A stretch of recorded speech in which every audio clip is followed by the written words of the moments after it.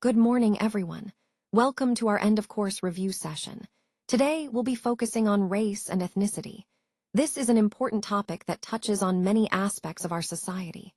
Over the course of this presentation, we'll explore key concepts, issues, and perspectives related to race and ethnicity. I'm excited to have you all here and look forward to a meaningful discussion. Let's get started. Let's take a moment to explore some important concepts related to discrimination and environmental justice.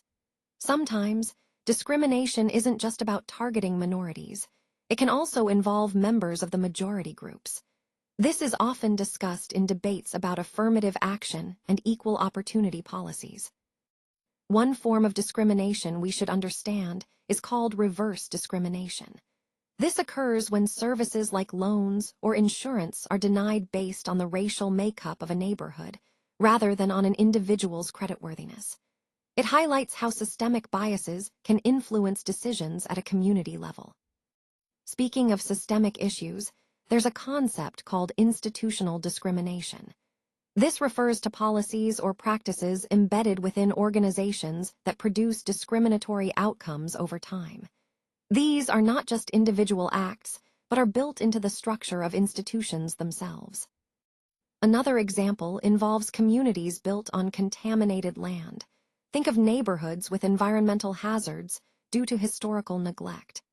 A notable case is Kennedy Heights, which exemplifies environmental justice issues and institutional failures to protect vulnerable populations. Environmental justice is about addressing these unequal burdens, such as exposure to pollution, toxic waste, or hazardous conditions, that disproportionately affect marginalized communities. These environmental burdens are part of a broader pattern of systemic inequality. By understanding environmental justice, we see how social and environmental issues intersect. It's about recognizing that environmental harms are often unevenly distributed, and working to address these disparities through policy and advocacy. This helps us move toward fairer, healthier communities for everyone. The salad bowl model really captures the reality of modern United States society today. It shows how contemporary America recognizes and values the unique heritage of each group, without expecting everyone to fully assimilate into a single culture. When we talk about cultural identity, it's about different groups keeping their own traditions and characteristics, even as they participate in shared institutions like schools, workplaces, and communities. This idea of pluralism means that multiple cultures can coexist side by side, each maintaining their own distinct identities within society. And this is where the metaphor of the salad bowl becomes so powerful. Unlike the traditional melting pot, where all the cultures blend together to create a uniform society, the salad bowl celebrates diversity. It's about different ingredients or cultures coming together but still retaining their individual flavors. So, when we think about the U.S. as a salad bowl, it's a society where diverse groups coexist peacefully and proudly, each contributing their own unique identity. This perspective really highlights the importance of multiculturalism and the richness it brings to our society. While public relations campaigns can certainly influence how people perceive issues, and workshops can provide valuable education, it's important to remember that the most effective way to reduce discriminatory behavior is through equal opportunity legislation. Legislation creates legal accountability, meaning organizations and individuals are held responsible for their actions under the law. It also establishes enforceable consequences, which are crucial for ensuring compliance. Training programs are useful because they raise awareness about bias and discrimination, but on their own, they often don't lead to real behavioral change unless there's a legal framework backing them up. Laws compel organizations to change their discriminatory practices by setting clear compliance requirements and oversight mechanisms. Ultimately, legal frameworks promote fairness by establishing standards that must be followed, and they include penalties for violations. This combination of accountability and enforceability makes legislation the most powerful tool we have for reducing discriminatory behaviors and fostering a more equitable environment overall. Multilingualism in institutions really reflects a commitment to equity and accessibility. It's about making sure that language differences don't become barriers to participation and success for anyone. When institutions recognize linguistic diversity as a valuable social resource, they're valuing the rich variety of languages and cultures that people bring with them. This approach helps accommodate diverse populations in workplaces and schools, fostering an environment where everyone can thrive. It also facilitates effective communication across language barriers, which is crucial in our interconnected world. Most importantly, promoting multilingualism encourages inclusiveness and cultural respect in all kinds of settings. It's about creating spaces where everyone feels valued and understood. Now, why does this matter? Well, when multiple languages are granted equal status within institutions, it's a step toward fairness and equality. This differs from bilingualism, which usually involves just two languages. Multilingualism recognizes and embraces the presence of many languages, reflecting the true diversity of our communities. So, in essence, multilingualism is about more than just language. It's about building equitable, inclusive environments where everyone has the opportunity to succeed and feel respected. Let's talk about the important context here. The interaction between genetic and environmental factors is quite complex. While studies show that IQ heritability within a population can be significant, this does not explain differences between different populations, especially across racial groups. In fact, historical and social contexts play a huge role in shaping these differences. It's also essential to understand that heritability of IQ doesn't mean that intelligence is fixed or unchangeable across racial groups. Making broad generalizations about racial intelligence is dangerous and oversimplifies a much more intricate picture. Group differences in IQ scores often reflect a range of social and environmental factors rather than inherent abilities. Now, when we talk about avoiding racial generalizations, we need to recognize that intelligence is heavily influenced by environmental factors. Education, nutrition, socioeconomic status, and access to learning opportunities throughout development all play crucial roles. These factors can significantly shape cognitive development and performance. Regarding the genetic component, research suggests that a part of intelligence is inherited, which explains some individual differences in cognitive abilities. For example, the work of Herrnstein and Murray has explored these inheritable aspects, but it's important to remember that genetics is just one piece of the puzzle. So, in summary, while heritability studies provide valuable insights, they do not tell the whole story. Environmental influences are equally, if not more, important in shaping intelligence, and understanding this helps us avoid simplistic or misleading conclusions about race and intelligence. Unlike overt discrimination, which faces clear social sanctions, respectable bigotry operates in a more subtle way. It's often expressed through coded language and cultural tropes that allow people to deny any prejudice while still causing real harm to targeted communities. This form of bias can be quite insidious because it's socially tolerated and often goes unnoticed. Respectable bigotry doesn't just stay hidden, it actively hinders social mobility, making it harder for marginalized groups to succeed. It also limits fair representation in media and leadership roles, which in turn reinforces negative perceptions across generations. These stereotypes become normalized through repeated exposure, whether in films, TV shows, or casual conversations, making bias seem like an accepted part of culture. This process of normalization is what we call cultural embedding. For example, persistent stereotypes portraying Italian Americans as gangsters or connected to organized crime are prime examples. These portrayals are deeply embedded in media and popular culture, perpetuating a distorted view that influences public perception. To clarify, respectful bigotry refers to prejudices that are socially tolerated, meaning they are expressed subtly or accepted in certain contexts, even when overt discrimination is condemned. Over time, these subtle biases become woven into the fabric of society, reinforcing harmful stereotypes without overt hostility. So, in the context of this presentation, understanding respectable bigotry is crucial because it shows us how bias can persist and influence societal attitudes in less obvious but equally damaging ways.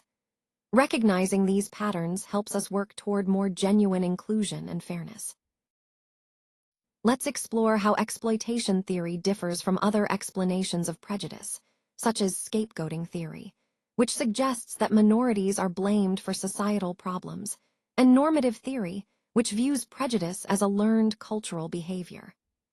Exploitation theory emphasizes that racial discrimination has an economic foundation that goes beyond individual biases. It points out that dominant groups actually benefit materially from social inequality. Economic motivations are a driving force behind discriminatory practices. Prejudice, in this context, helps maintain subordinate groups in low-status positions, ensuring that the economic advantages for the dominant groups are preserved. The key idea here is that prejudice serves a functional purpose for those in power. It rationalizes why minority groups stay in subordinate roles and legitimizes their economic exploitation.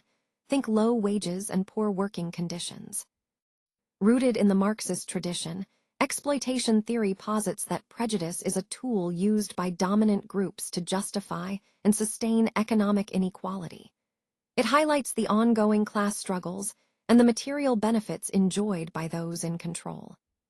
So, understanding exploitation theory means recognizing that prejudice isn't just about individual attitudes, but is deeply connected to economic interests and power dynamics within society.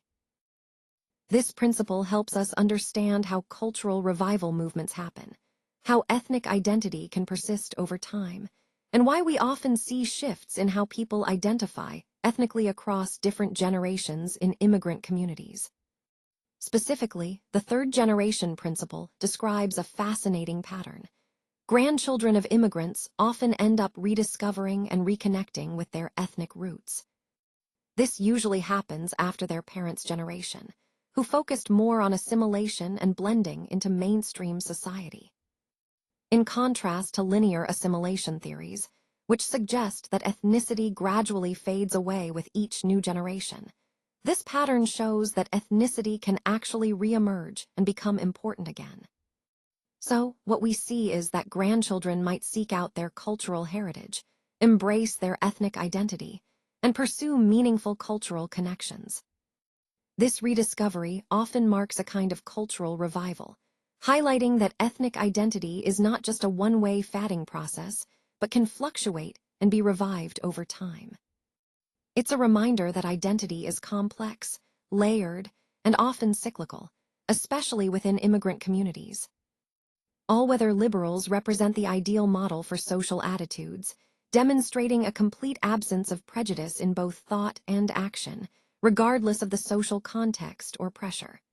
Essentially, they consistently uphold equality, no matter the situation. In contrast, we see different types of individuals when it comes to prejudice and behavior.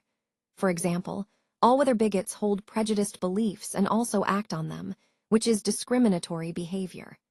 Then there are timid bigots, who may have prejudiced beliefs but choose not to act on them because of social norms or pressures.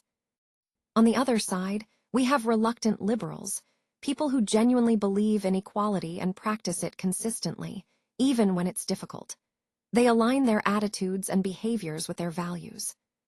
Now, sociologist Robert Merton developed this framework, called typology, to analyze how attitudes and actions connect in social behavior.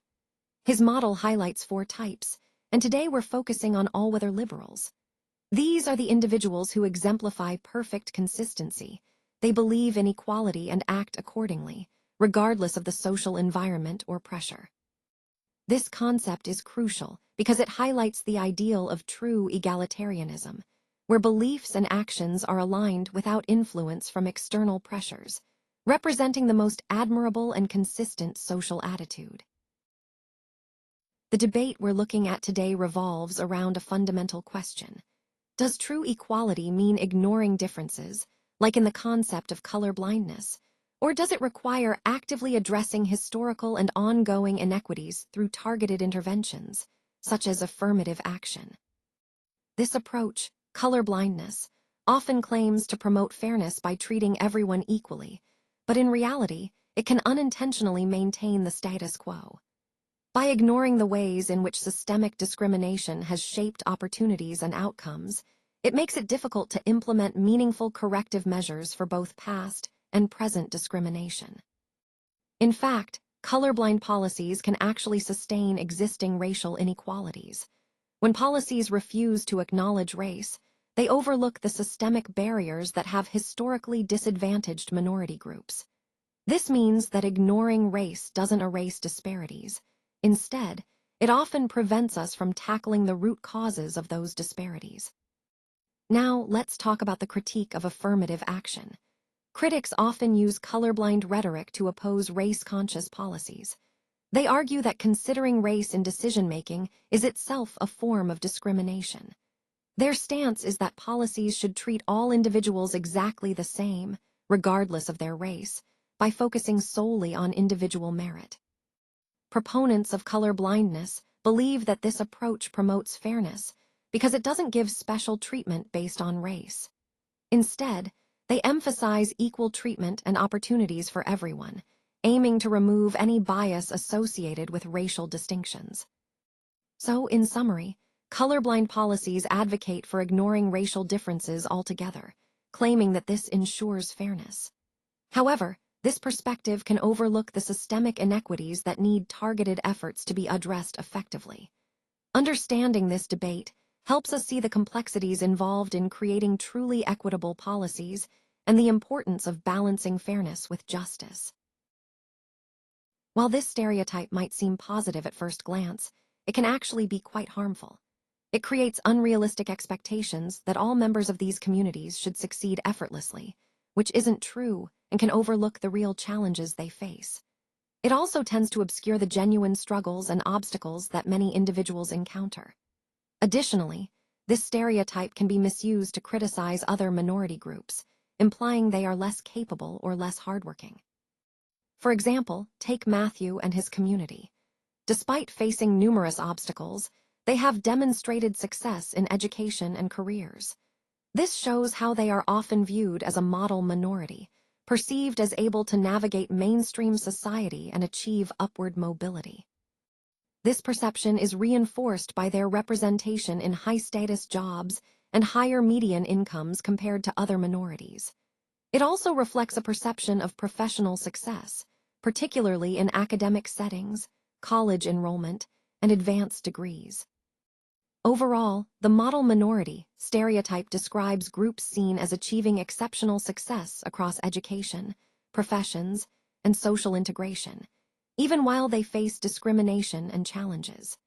It creates a narrative that emphasizes overcoming adversity through hard work and cultural values, but it's important to recognize both the achievements and the pressures this stereotype can impose. These contrasting perspectives reflect the broader debates about how we measure and interpret social change. They have important implications for policy priorities and how resources are allocated. Both viewpoints hold some truth. Progress is real and definitely worth celebrating, but at the same time, we recognize that there's still a lot of work to do to address systemic inequalities. The more pessimistic outlook acknowledges that even though we've seen improvements, many significant challenges and gaps remain. It points to persistent barriers, ongoing discrimination, and the fact that we're still far from achieving full equality. Now let's consider Eugene's perspective, which exemplifies this view, the idea that the glass is half empty. He highlights that minority students have shown measurable improvements, like better performance and higher enrollment rates. This shows real, positive change in educational outcomes. This metaphor of the glass being half full or half empty helps us interpret these positive trends. It recognizes progress in minority achievements, but it also reminds us that there's still progress to be made.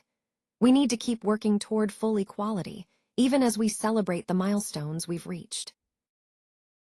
This slide highlights the importance of creating supportive environments where talking about race and challenging discrimination becomes the norm, rather than something extraordinary. The social environment plays a crucial role in whether people feel safe to openly share anti-racist opinions. As we see here, context truly matters. A person's racial group membership can influence how comfortable they feel discussing discrimination, and also affects how legitimate they perceive their own perspective to be. Group identity is key too. When peers of the same race voice anti-racist opinions, it can serve as social permission, making others feel more confident to express similar views without fear of judgment. Peer influence is powerful. Individuals tend to align their opinions with what they perceive as the group norm to maintain acceptance and avoid social isolation. And research shows that white students, in particular, are more likely to express anti-racist views when they see other peers of the same race doing the same. This demonstrates how social conformity and group identity strongly influence the willingness to discuss race and discrimination. Ultimately, fostering environments where these conversations are normalized can help break down barriers and encourage more open and honest dialogue. Let's explore Porter's perspective, which shows a more harmonious relationship between immigrants and the dominant society. In this view, immigrant groups may lose some of their distinctiveness, but they gain acceptance and a sense of belonging. This contrasts with the salad bowl metaphor, which highlights maintaining cultural differences within a diverse society.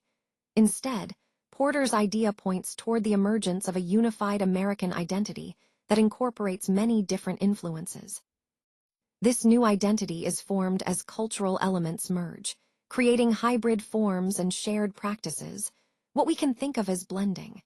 This blending happens through contact with the dominant culture and other immigrant groups, leading to interaction. Immigrants bring their unique cultural practices, languages, and traditions, which then become part of this shared American fabric. The melting pot metaphor captures this process well. It describes how various cultural elements fuse together, integrating into the dominant culture to form a new, shared identity. This process emphasizes fusion over segregation, illustrating how different groups come together to create a collective American culture, a dynamic, evolving process that reflects diversity and unity simultaneously. The difference reflects varied experiences with discrimination, economic opportunity, and social acceptance across different minority communities. This shows us that not all minority groups perceive their paths to success in the same way. While some may face significant systemic barriers, others maintain an optimistic outlook, believing that individual effort can overcome many obstacles. This optimistic perspective, however, contrasts with the views held by some other groups who might see greater systemic barriers that feel insurmountable.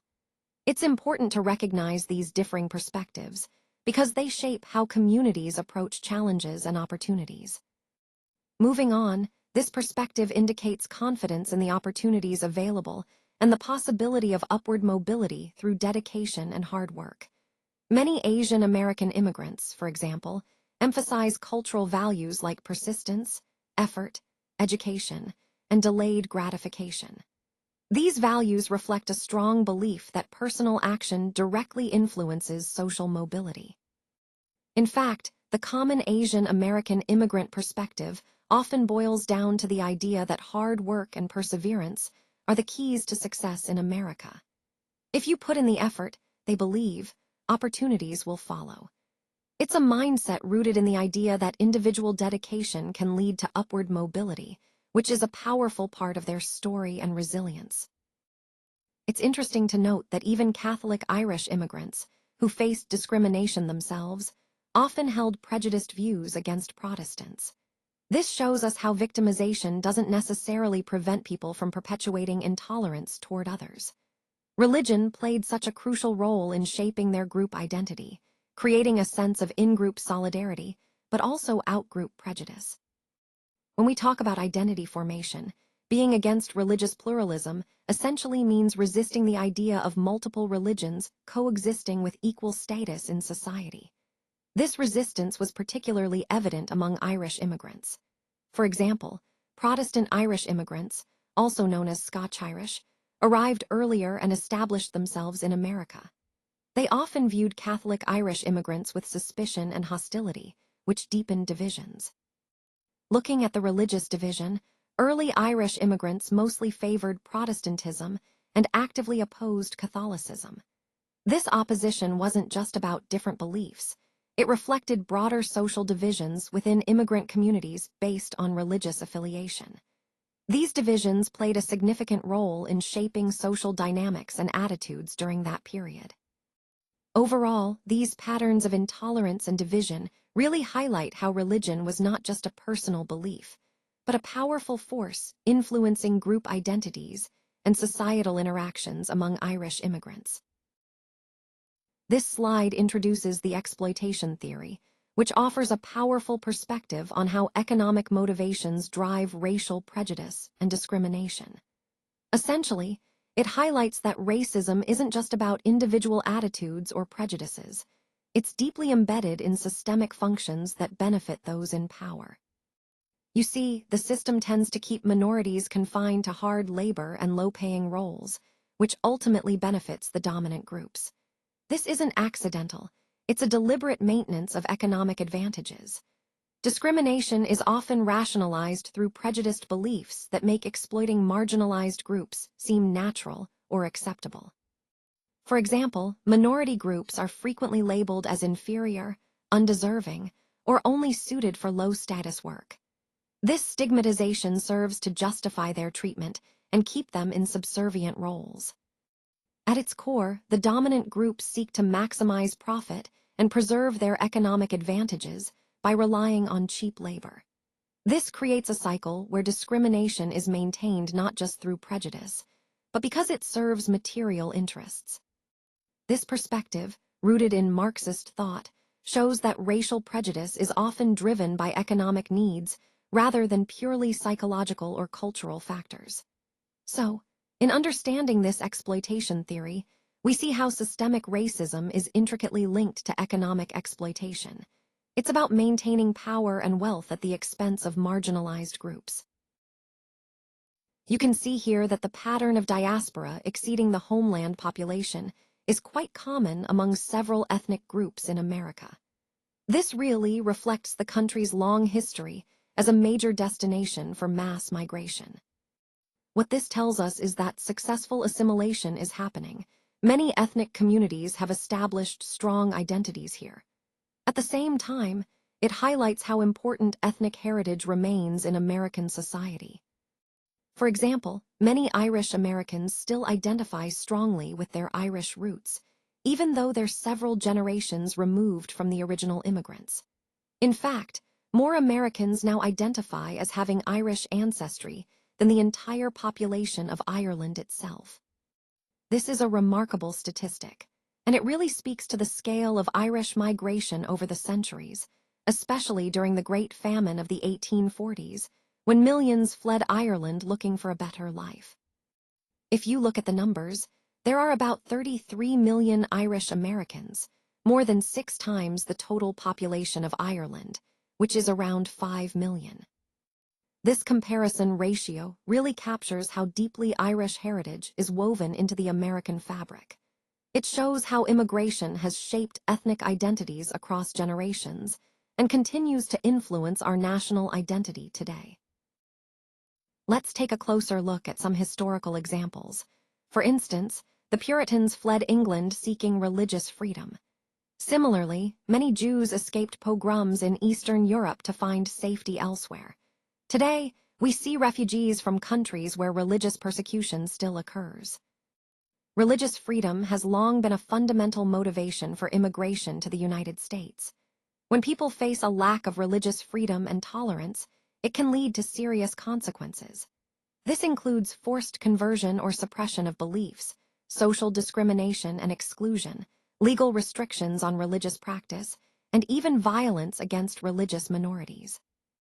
Religious persecution essentially forces individuals to leave their homeland because of discriminatory treatment, violence, or restrictions based on their faith.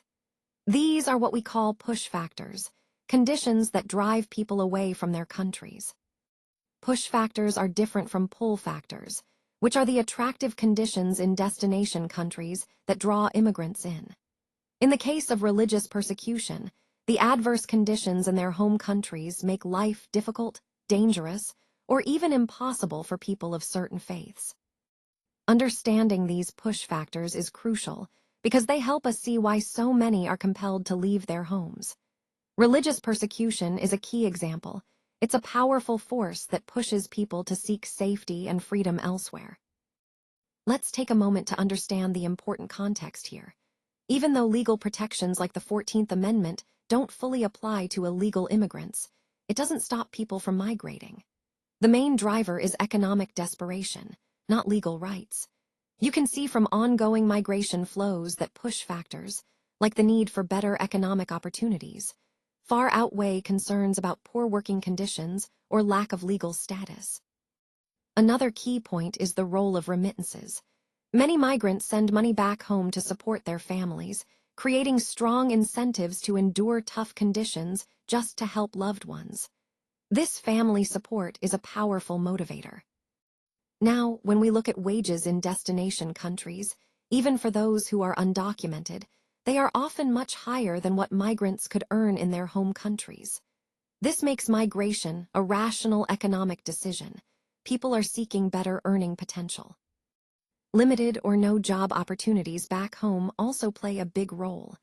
Even low-wage, exploitative jobs abroad offer more than what's available locally. So, economic necessity drives many to take risks despite the hardships. Despite facing poor working conditions, lack of legal protections, and significant dangers, illegal immigration continues because the economic incentives are just too strong. When people are desperate for income and opportunities, the risks of unauthorized migration seem worth it. In summary, these economic factors, better wages, limited local opportunities, and family support, are why migration persists, even under difficult and risky conditions. It's a clear sign that economic survival often outweighs legal or safety concerns. Let's take a closer look at the concept of a scapegoat. A scapegoat is essentially a person or group that is unjustly blamed for problems like unemployment, crime, or social issues. These problems often have complex, systemic causes that are much deeper than what appears on the surface. It's important to remember the key term here, scapegoat. Historically, we see examples where blame is attributed to specific groups, such as targeting ethnic minorities during wartime or blaming immigrants for unemployment during recessions. These are classic cases of scapegoating. What's often happening behind the scenes is that the real causes, like economic policies or structural inequalities, remain unaddressed. Instead of tackling these root issues, attention shifts elsewhere. This obscures the systemic issues that truly need solutions. Immigrants or minority groups often become convenient targets because they are visible and lack power, making it easier to direct blame toward them.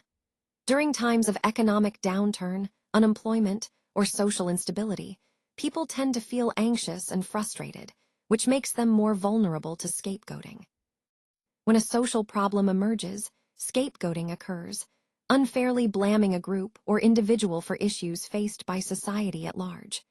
This is a psychological and social mechanism that diverts attention from broader systemic problems and focuses it on vulnerable targets. Understanding scapegoating in social contexts helps us see how it functions as a way to simplify complex issues, but it also highlights the importance of addressing the real, underlying causes instead of unfairly blaming others. So let's look at the key contrast between these two perspectives.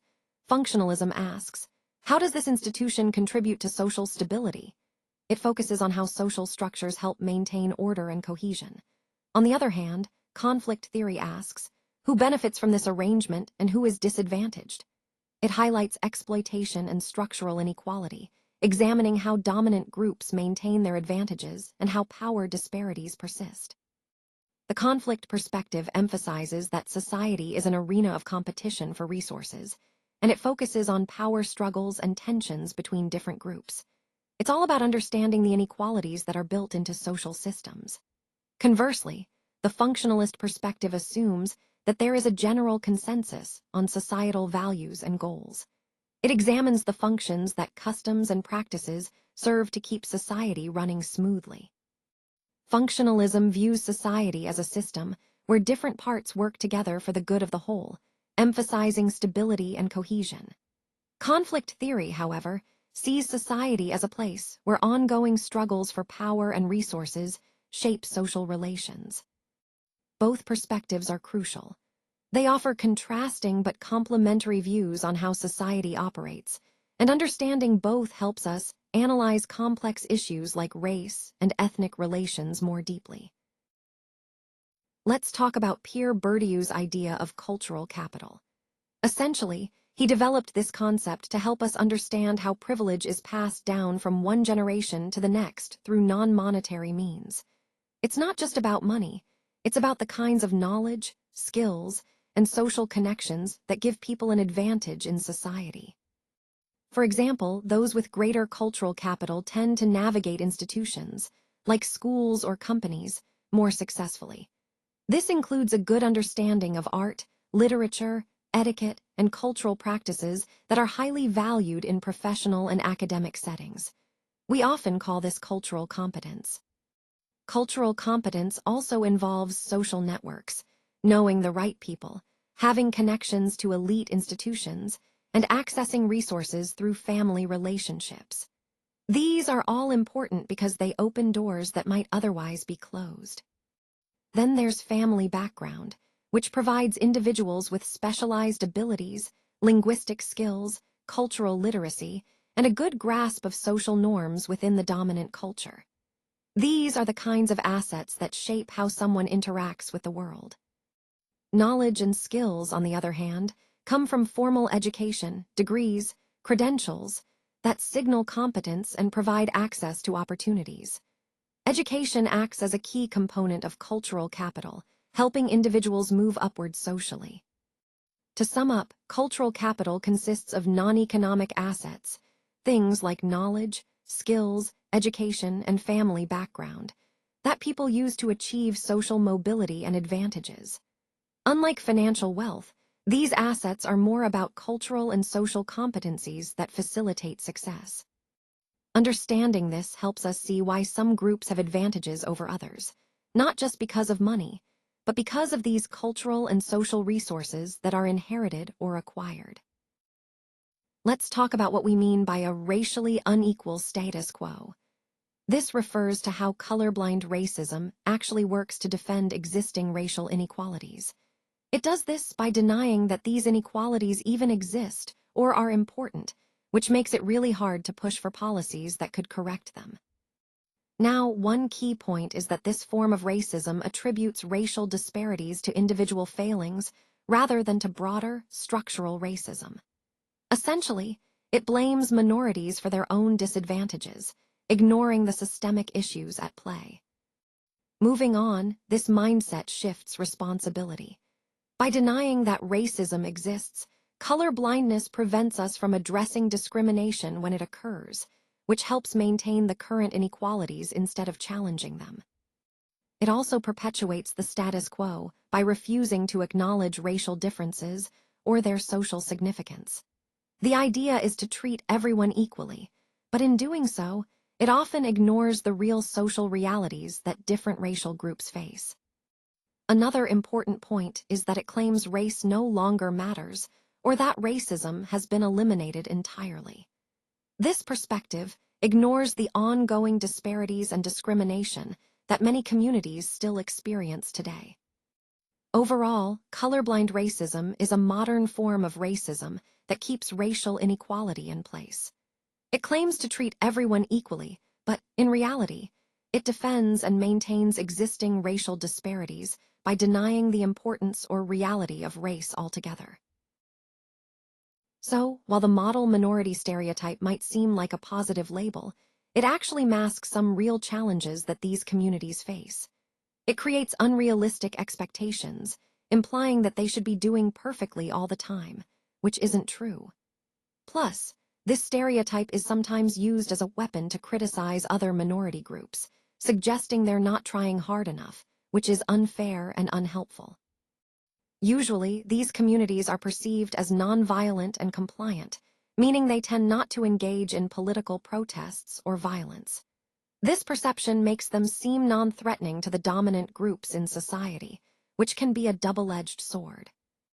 In fact, many of these communities show lower crime rates, stable family structures, and tend to navigate mainstream institutions successfully. They often have high rates of college attendance and earn advanced degrees, especially in STEM fields, which points to strong educational achievement. Economically, they tend to have higher median household incomes, more business ownership, and demonstrate upward mobility more often than other minority groups. So, the stereotype emphasizes their economic success, social stability, and educational attainment, even though they still face prejudice and discrimination. In summary, the characteristics of a model minority include these successes in education, economy, and social integration. But it's crucial to understand that this stereotype, while seemingly positive, can obscure the real struggles behind these achievements and can be misused to unfairly compare or judge other groups. Transnationalism shows us how globalization is shaping migration patterns today. Thanks to modern technology, affordable travel, and communication tools, immigrants can stay connected to their homelands in meaningful ways, rather than completely breaking away. For example, they get involved in political affairs of both countries, maintaining active engagement across borders. They often travel regularly between their home and new countries, keeping a dual presence that's quite different from traditional migration ideas. Culturally, they participate in events and traditions from both sides, which helps preserve their cultural practices and keeps their identity multifaceted. This leads to what we call a transnational identity, feeling connected to multiple nations at once. Economically, many send remittances, invest in businesses, or hold property in their homeland, creating strong financial links. Family ties are also essential. They stay close to relatives back home, nurturing relationships that cross borders. All of these aspects, political, physical, cultural, economic, and familial, highlight that transnationals are more than just immigrants. They actively maintain social, economic, and cultural ties to both their countries of origin and settlement. This concept really challenges the old idea of immigration as a one-way journey. Instead, it shows us a more complex, interconnected view of how people live and maintain relationships across borders today. Unified action and solidarity are powerful tools in challenging stereotypes and combating discriminatory practices more effectively. When groups come together, their collective strength makes a real difference. Reduced discrimination often results from a shared sense of identity, which provides support networks and helps reduce feelings of isolation among smaller ethnic subgroups. Social cohesion is also strengthened through this unity. Larger, unified groups tend to have greater political influence, more voter power, and a stronger ability to advocate for policy changes that benefit their communities. This idea of collective action ties into what we call political mobilization. For example, Native Americans consist of hundreds of distinct tribal nations, each with their unique cultures. Latino or Hispanic Americans include diverse groups like Mexicans, Puerto Ricans, Cubans, and Central and South Americans. Asian Americans encompass Chinese, Japanese, Korean, Filipino, Vietnamese, and many other communities. These examples show how different groups can build strategic coalitions to increase their collective power. External categorization by the dominant society often treats these diverse groups as one, which can be both a challenge and an opportunity. It pushes these groups to unite around common political goals, especially those that require collective action. Shared experiences of discrimination also play a crucial role in fostering a sense of panethnicity. When groups face similar struggles, they find common ground and a shared identity that helps them organize and advocate more effectively. So, what exactly creates panethnicity? It's this process of unifying different minority groups who share common interests, experiences, or broad ethnic categories. This collective identity emerges to strengthen their political and social influence, making it easier to push for change and recognition. In essence, panethnicity is about building bridges across diverse communities to amplify their voices and create a stronger, more unified front in the pursuit of equality and justice. So, the key understanding here is that affirmative action is really about proactive inclusion, not just passive non-discrimination. It involves taking deliberate steps to create opportunities for groups that have been historically excluded or disadvantaged due to systemic discrimination. As we move through this, it's important to recognize that tracking representation and outcomes is vital. This helps us ensure that our policies are actually achieving their goals, like increasing diversity and expanding opportunities. Supporting this effort are various support programs, such as providing mentorship, training, educational opportunities, and resources. These are all aimed at helping underrepresented individuals succeed and thrive. Another crucial aspect is ensuring fair consideration in hearing, admissions, and promotion processes. This means actively working to remove discriminatory barriers and biases that might unfairly hinder certain groups. Deliberate outreach is also key. We need to intentionally reach out to underrepresented groups through targeted advertising, outreach efforts, and partnerships with minority-serving institutions. This proactive approach helps us connect with those who need these opportunities most. And finally, tracking progress is essential. By continuously monitoring our efforts and outcomes, we can make sure our policies are effective and truly fostering meaningful diversity. Overall, affirmative action is about more than just avoiding discrimination. It's about intentionally creating equitable opportunities and making positive, proactive efforts to build a more inclusive environment. Religious affiliation played a significant role in shaping where Polish immigrants settled in America, as well as the institutions they built and supported. When we look at settlement patterns, we see a long history of tensions between Catholic and Jewish populations in Poland, and unfortunately, some of those tensions carried over into immigrant communities here. Religion was more than just belief. It influenced worldview, values, social networks, and daily practices, helping to create distinct subcommunities within Polish America. For Jewish Poles, many immigrated fleeing persecution and pogroms, which led them to maintain their unique religious practices and cultural traditions. They often settled in different neighborhoods, which helped form separate community networks and institutions. This separation was essential for preserving their identity and providing support in a new country.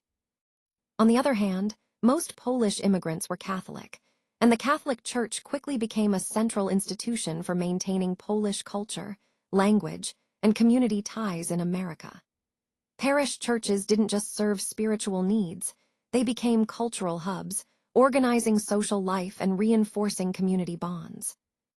When we consider Polish Americans overall, religious identity is a major factor that differentiates groups within this population. The division between Jewish and Catholic Polish Americans highlights a fundamental distinction in their cultural and social experiences. Recognizing these differences helps us understand the diversity and complexity within Polish American history and identity.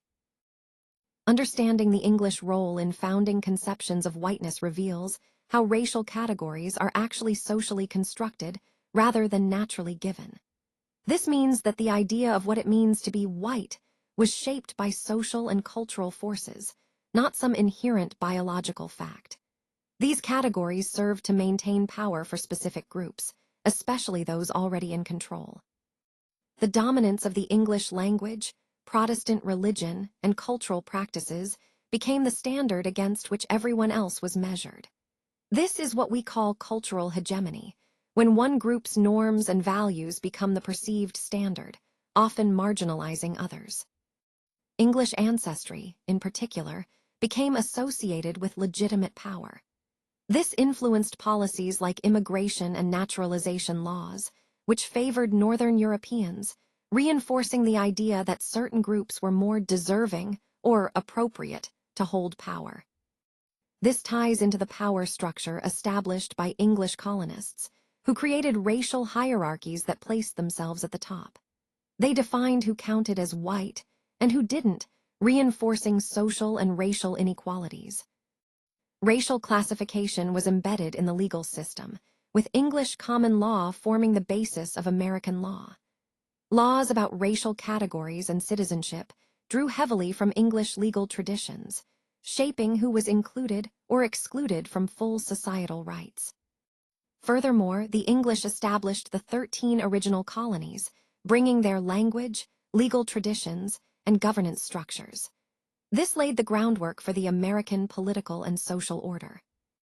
Importantly, English immigrants played a foundational role in shaping early political institutions, legal systems, and cultural norms in colonial America and the early United States.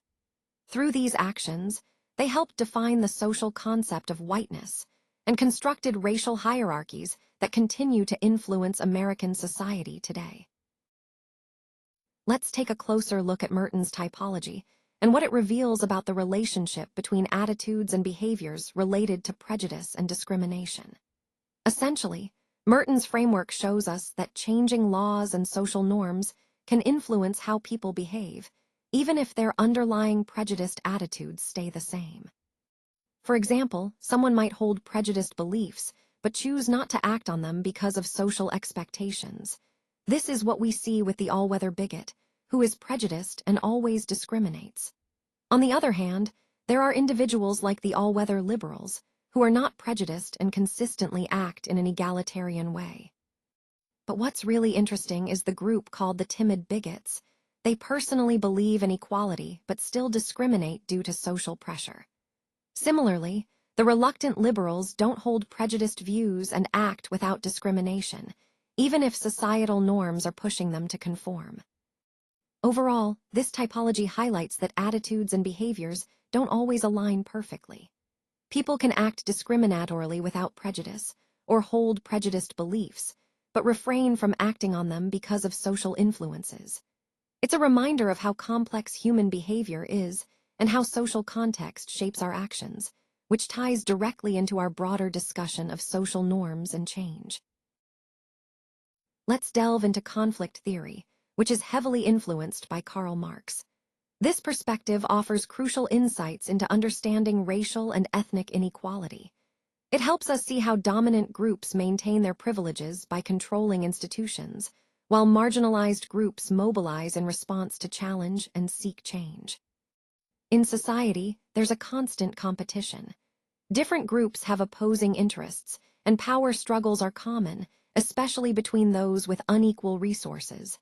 This is what conflict theory emphasizes: society as an arena of ongoing struggle.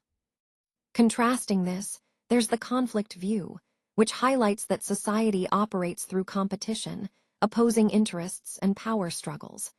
But there's also the conflict view, which suggests that society is built on cooperation, shared values, and interdependent institutions working together to maintain stability. From a functionalist perspective, economic factors are seen as the main drivers of social organization. But conflict theory shifts the focus, arguing that social change actually results from conflict, not consensus.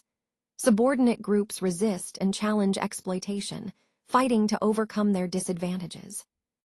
Meanwhile, dominant groups work to maintain their advantages by controlling key institutions like government, media, and education.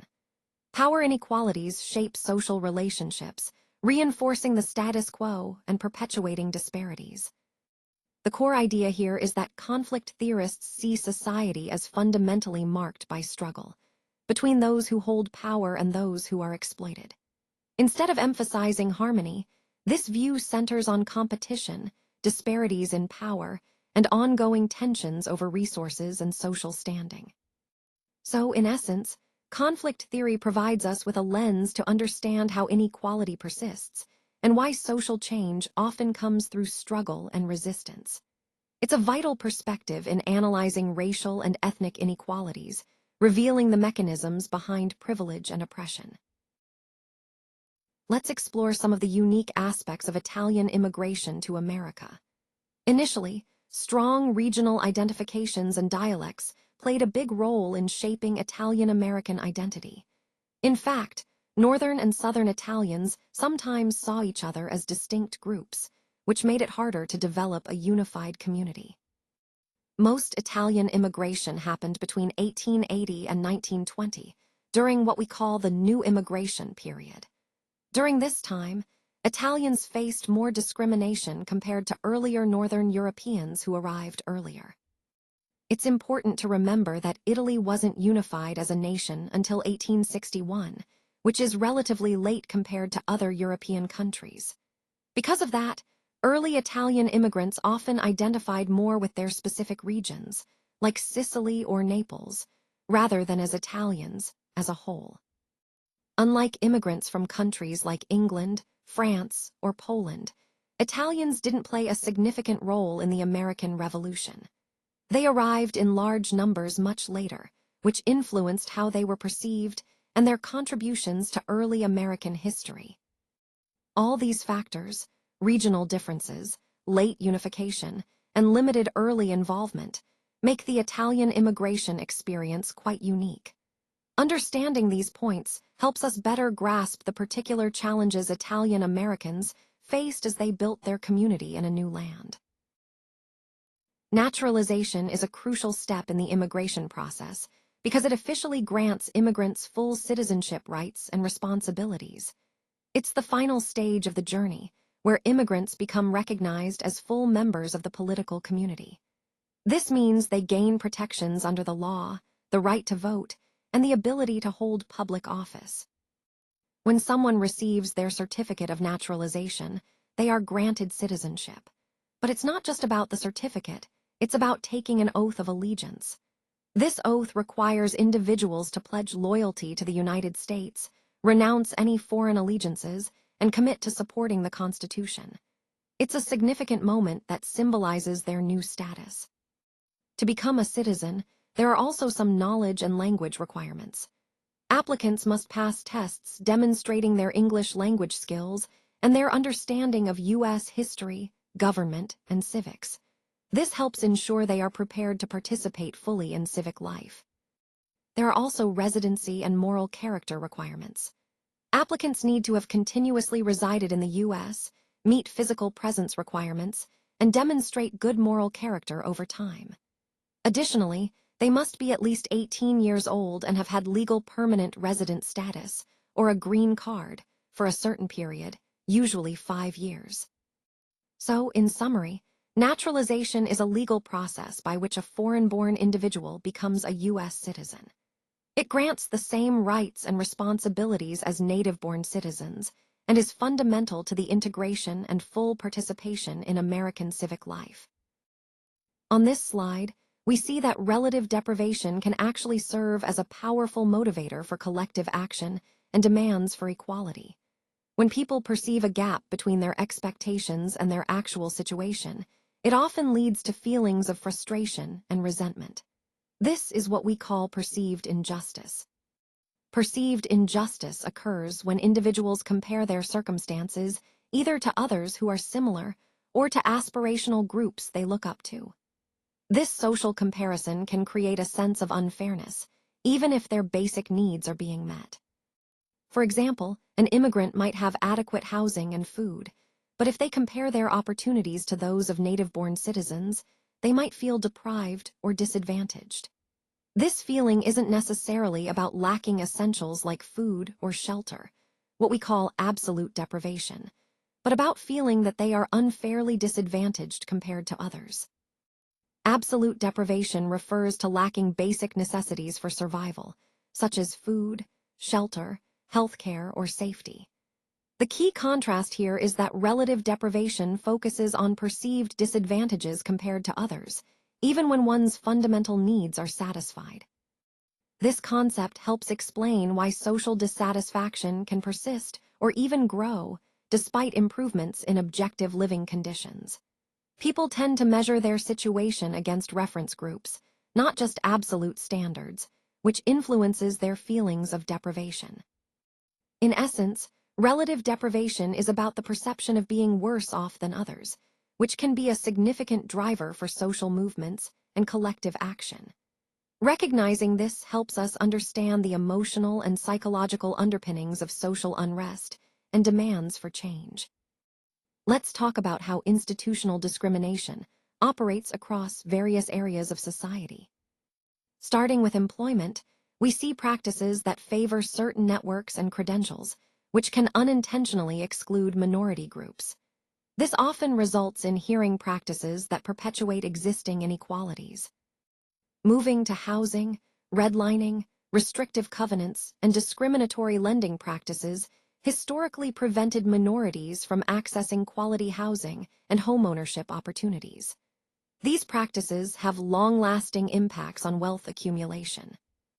In education, school funding is often tied to property taxes, which means neighborhoods with lower property values, often minority and low-income areas, receive less funding.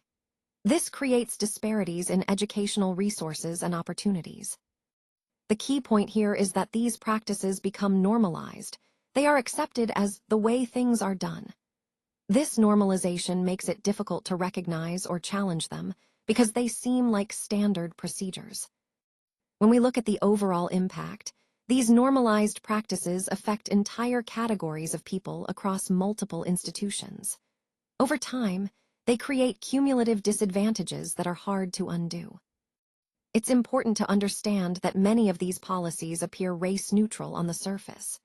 However, they often produce racially disparate outcomes, meaning that even without explicit racial intent, they still disproportionately harm minority groups. These built-in biases are embedded in the operations of institutions like schools, banks, courts, and employers. They are woven into everyday policies and procedures, which makes discrimination systemic rather than individual. Finally, institutional discrimination refers to these routine, often invisible barriers that deny opportunities and equal rights.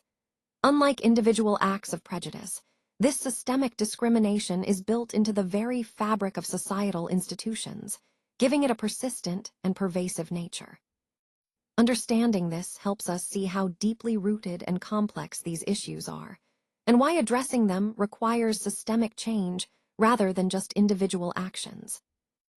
Now, let's look at how xenophobia differs from ethnocentrism. While ethnocentrism involves judging other cultures by our own standards and often believing our culture is superior, xenophobia is more about fear and hatred of foreigners. It's important to note that ethnocentrism can exist without fear, but xenophobia specifically involves feelings of anxiety and hostility towards those perceived as different. This prejudice doesn't just stay at the feeling level. It often results in serious social consequences. These include social exclusion, denial of services, hate crimes, and even restrictive immigration policies.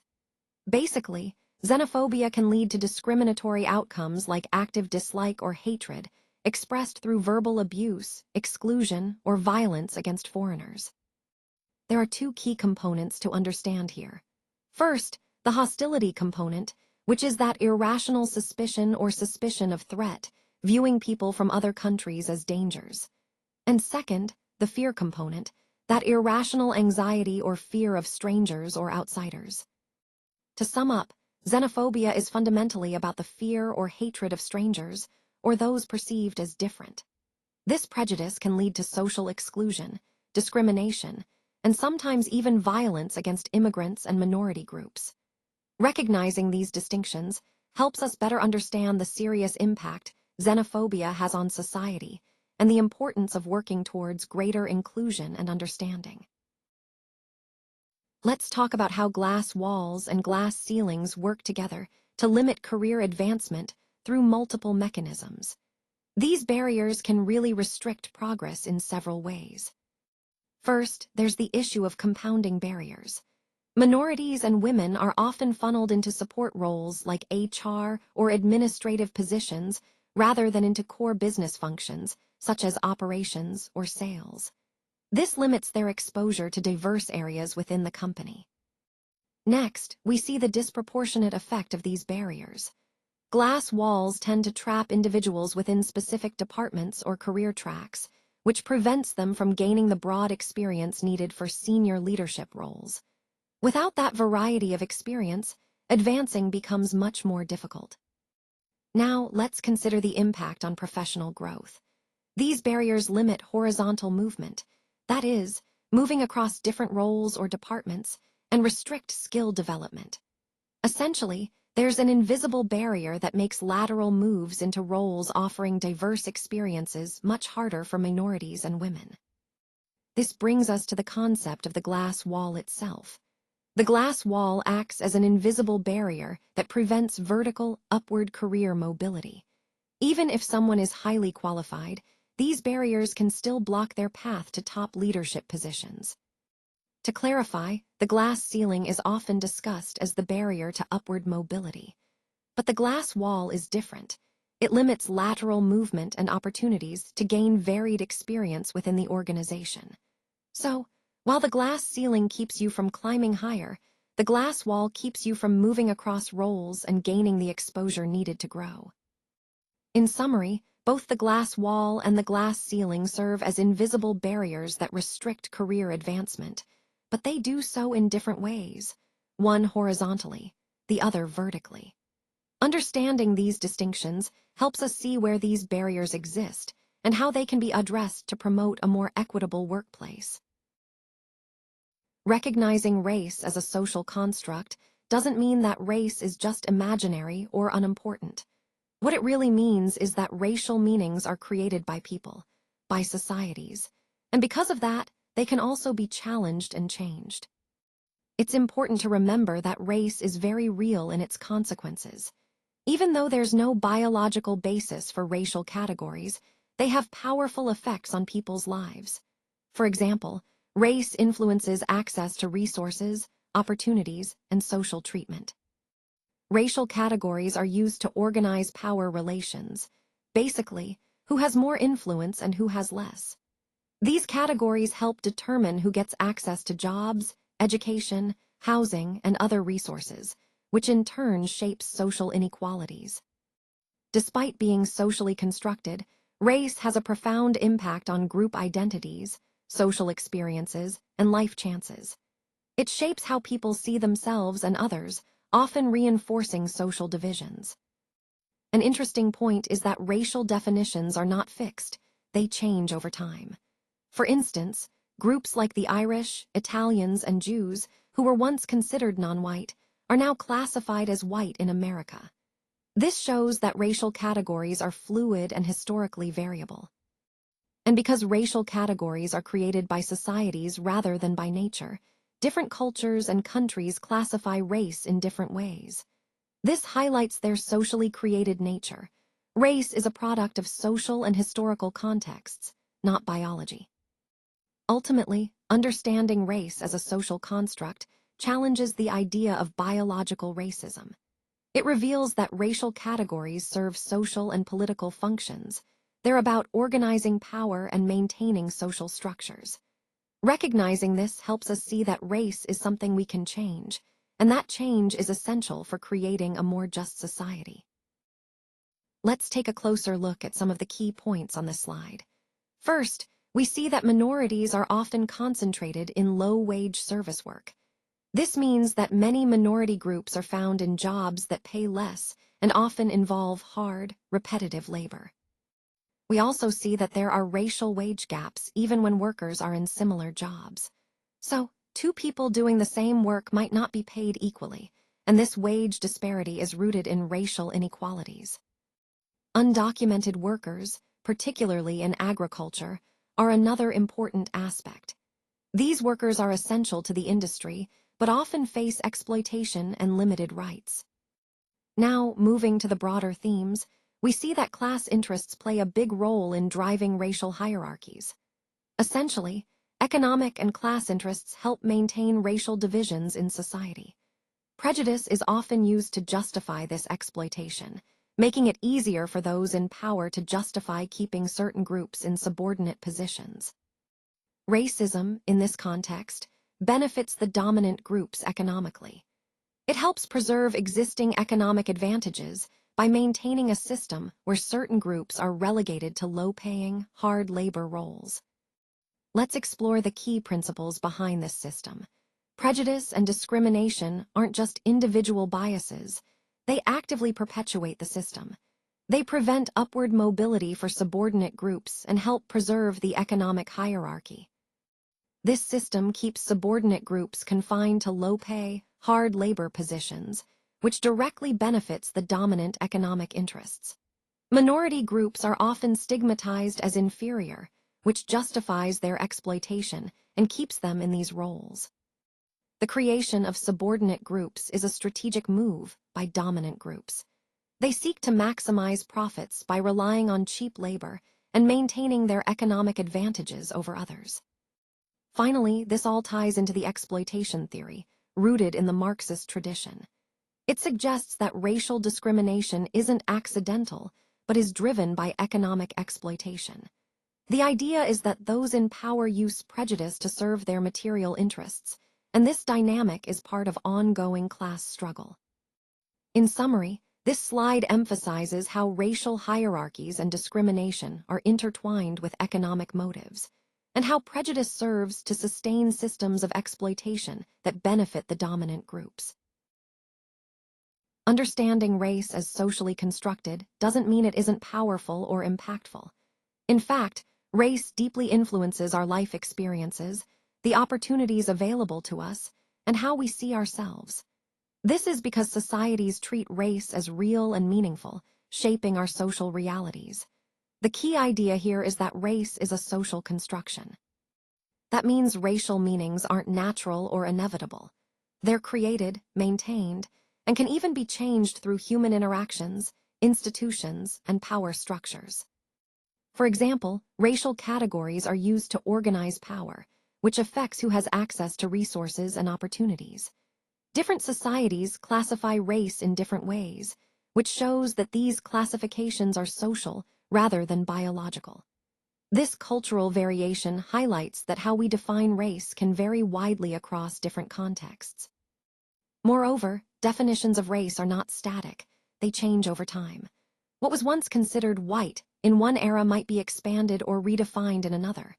This demonstrates the temporal fluidity of racial categories.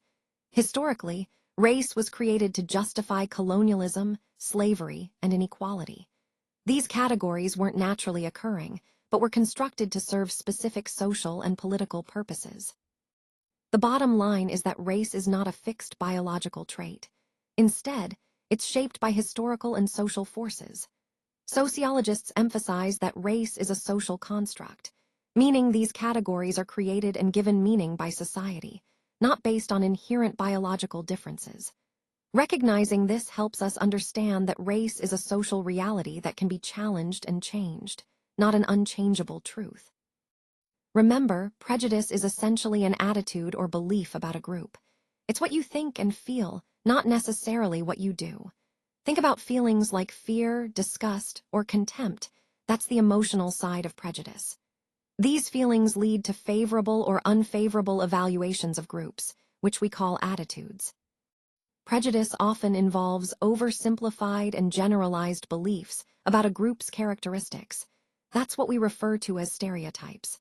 And it's important to note that stereotypes tend to be resistant to change, even when we are presented with evidence that contradicts them.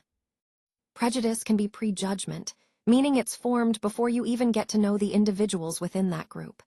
It's group-based, directed at categories of people, and internal, meaning it exists in your thoughts and feelings rather than necessarily manifesting in actions. Most importantly, prejudice can be positive or negative, but in everyday use, it's usually associated with negative stereotypes, biases, and preconceived notions. These are often based on characteristics like race, ethnicity, religion, gender, or other social categories. So, in essence, prejudice is a belief, attitude, or feeling held toward a group, an internal mental orientation. It's often formed without direct personal experience or evidence, which makes it deeply ingrained and sometimes difficult to change. Let's explore the key distinction between discrimination and prejudice. Discrimination is about actions. It's what you do. Prejudice, on the other hand, is about attitudes, what you think or feel. An important point here is that you can change behavior through laws even if underlying attitudes or prejudices remain. For example, we often see unequal enforcement of rules, providing inferior services to certain groups, denying housing to families with children, charging higher prices based on race, or refusing to hire qualified minority candidates. These are all examples of discrimination, actions that disadvantage specific groups. Now, it's also possible to have discrimination without prejudice. Imagine someone treats groups unequally because of social pressure, even if they personally believe in equality. This is sometimes called Merton's reluctant liberal. Conversely, you can have prejudice without discrimination, someone who holds biased views but doesn't act on them because of laws or social norms. This is known as Merton's timid bigot. Understanding these relationships is crucial. What you do, the external behavior, represents discrimination. What you think, the internal beliefs and feelings, represents prejudice. Although they're related, they are fundamentally different phenomena. Recognizing this helps us better analyze inequality and develop effective strategies to address it. Let's explore the concept of racial formation.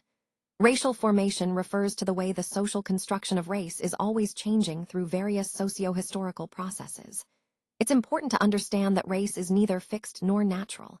Instead, it is continually produced and reproduced through human activity. For example, interracial marriage is a clear challenge to traditional racial boundaries, showing how cultural practices and social interactions can maintain or reshape racial meanings. Now, social forces also play a crucial role. Take guest worker programs, for instance. These create new racial categories as economic needs and labor demands influence how we classify different groups. Similarly, economic forces, like the impact of civil rights legislation, have redefined the legal status of racial minorities.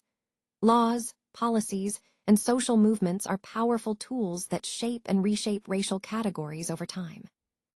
Political forces are equally significant. Race is not static.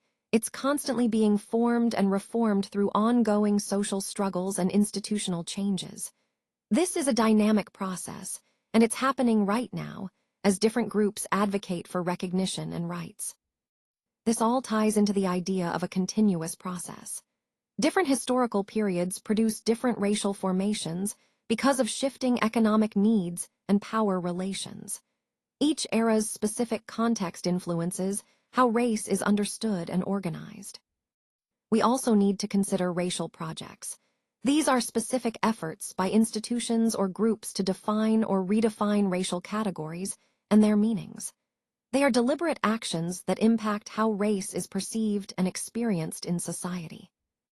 Finally, all of this is grounded in the racial formation theory, developed by Michael Omi and Howard Winant. This theory helps us understand how racial categories and their meanings are created, transformed, and even destroyed through social, political, and economic forces. It emphasizes that race is not a fixed or natural category, but a dynamic, contested process, always in flux, always evolving. Let's take a closer look at how historical redlining and discriminatory lending practices have shaped our neighborhoods. These policies created segregated communities that persist today. Even current policies like exclusionary zoning continue to maintain segregation, often without explicitly mentioning race. Moving to housing, we see that school funding based on local property taxes systematically disadvantages schools in poorer, predominantly minority neighborhoods. This perpetuates inequality across generations, making it harder for students in these communities to access quality education. This pattern, once established, tends to reproduce itself. You don't need individual prejudice to keep these inequalities going. The systems are structured in ways that sustain them naturally. These effects don't stay isolated. They compound across various institutions like education, employment, housing, and criminal justice. Over a lifetime, this creates severe disadvantages for those affected, what we call cumulative disadvantage. Now, it's important to understand that many policies may seem race-neutral on the surface. They appear fair, but in practice, they often produce racially disparate impacts, reinforcing existing inequalities without overtly mentioning race. Furthermore, discrimination is often embedded into the standard procedures and practices of institutions, rather than just being the result of isolated individual actions. This is what we refer to as systemic patterns. Institutional discrimination involves policies and practices within social institutions that consistently lead to unequal outcomes for specific groups. Unlike individual acts of bias, these are built into the very operations of organizations and systems, making them more pervasive and harder to address. Assimilation can be a gradual process, often taking place over multiple generations. It doesn't happen all at once, and its completeness can vary quite a bit. Some aspects of a group's culture might be retained, like language or traditions, while others may be abandoned as they adapt to the dominant culture. This process is often incomplete and sometimes even contested, meaning there can be disagreements about what should be preserved or changed. It's important to understand that multiculturalism and assimilation are different in their core values. Multiculturalism emphasizes valuing diversity, encouraging different cultures to coexist peacefully, each maintaining their unique identities. In contrast, assimilation tends to promote conformity, encouraging minority groups to adopt the customs and norms of the dominant culture. Unlike assimilation, which often involves losing distinct cultural markers, multiculturalism supports the coexistence of multiple cultures, each maintaining their language, practices, and identities. This distinction is crucial because it shapes how societies manage diversity. When we talk about types of assimilation, we see it manifest in various ways. For example, there's mainstream integration, where individuals gradually learn and adopt the dominant cultural practices. Another aspect is developing a sense of belonging to the dominant group, which can be seen in identificational assimilation. Intermarriage across group boundaries or marital assimilation is also a key indicator. Additionally, entering mainstream institutions and social networks reflects structural assimilation. Finally, adopting the language, dress, food, and customs of the dominant culture highlights cultural assimilation. Full participation in the dominant culture often means losing some of that distinctive cultural identity, which is what we call mainstream integration. It involves a gradual process of learning and adopting new cultural practices while potentially shedding original traditions. In terms of adaptation, immigrants often retain their language, traditions, and values from their homeland, even as they adapt to new environments. This process involves adopting the norms of the dominant culture, sometimes at the expense of their original cultural characteristics. To sum up, assimilation is the process through which minority groups adopt the language, values, customs, and behaviors of the dominant culture. It often involves shedding unique cultural traits to conform to mainstream expectations.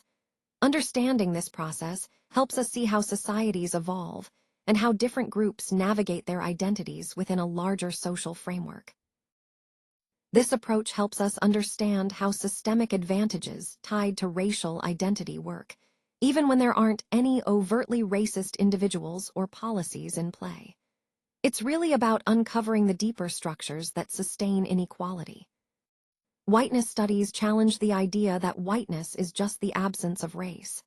Instead, it reveals how whiteness functions as a powerful identity that shapes access to resources and opportunities. It's not just an individual trait, but a social construct that influences how society is organized. Whiteness operates through institutions, policies, and cultural norms, not just individual attitudes. This creates durable patterns of inequality that persist over time, often invisibly to those who benefit from them. Now, who counts as white has actually changed throughout history. This shows us that whiteness isn't biologically determined, but is socially constructed, meaning it's defined by societal norms and power dynamics rather than biology. And because whiteness confers systematic advantages, whether in education, employment, housing, criminal justice, or healthcare, these benefits are built into structural mechanisms. They're embedded in the very systems that organize our society. Interestingly, whiteness is often invisible to those who possess it. It's seen as the normal or default, rather than as a racial category. That's where sociology comes in, to make this whiteness visible and open to examination. The sociological study of whiteness looks at it as a social construct that grants privilege and power.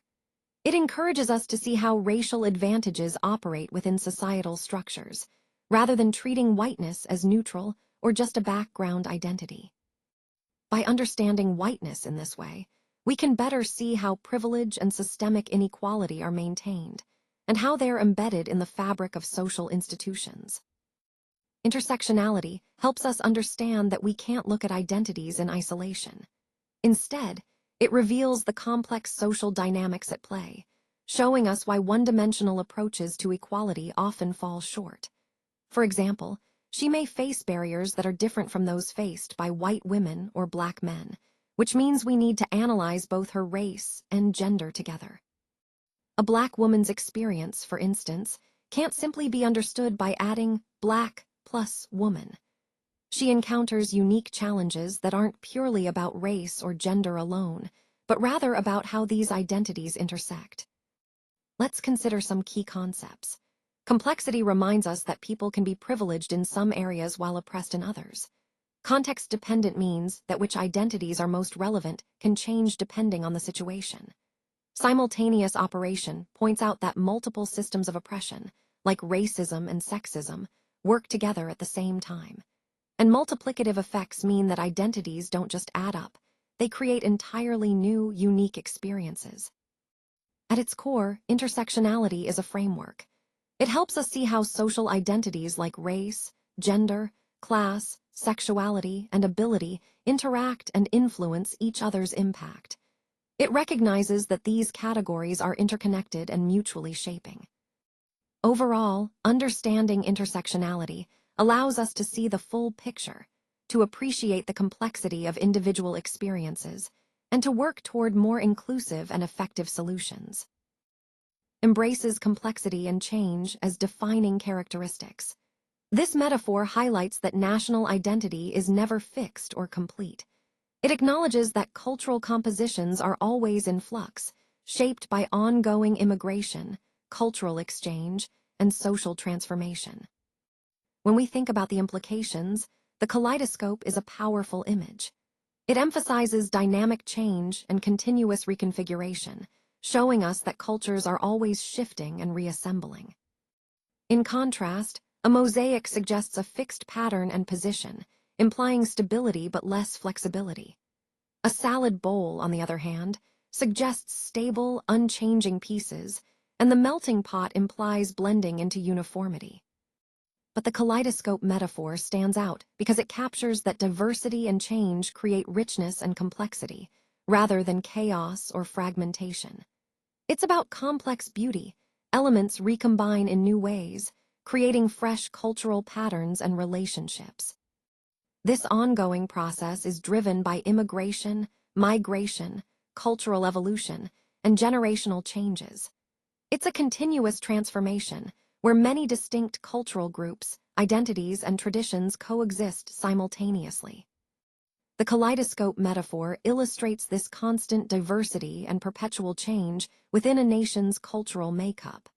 Unlike static metaphors, it reflects the dynamic, multifaceted, and ever-shifting nature of national identity. So, thinking of our nation as a kaleidoscope helps us appreciate that our cultural landscape is always in flux, beautiful, complex, and endlessly reconfiguring. Studying race and ethnicity sociologically really helps us become more thoughtful, informed, and effective members of diverse societies. It enables us to analyze complex social problems and contribute to positive social change. This field also provides essential skills for working effectively in various environments like education, healthcare, business, and public service. By deepening our understanding of others' experiences and perspectives, sociology fosters empathy and cross-cultural understanding, key components of empathetic engagement. When we better understand social issues, we can participate more knowledgeably in democratic processes and policy debates, contributing to informed citizenship. Sociology also encourages critical reflection, challenging taken-for-granted assumptions about merit and fairness, so we can better examine social inequality. It offers frameworks that help us understand how racial inequality is challenged and how societies change over time, illuminating social change itself. Additionally, this study helps us comprehend how racial and ethnic identities are formed, maintained, and experienced daily. It reveals how hierarchies based on race and ethnicity influence access to resources, opportunities, and power within society, highlighting the importance of understanding power relations. Overall, the sociological study of race and ethnicity equips us with vital tools to understand society, promote social justice, and meaningfully engage with diversity. It offers both intellectual insights and practical benefits, especially as our world becomes increasingly diverse.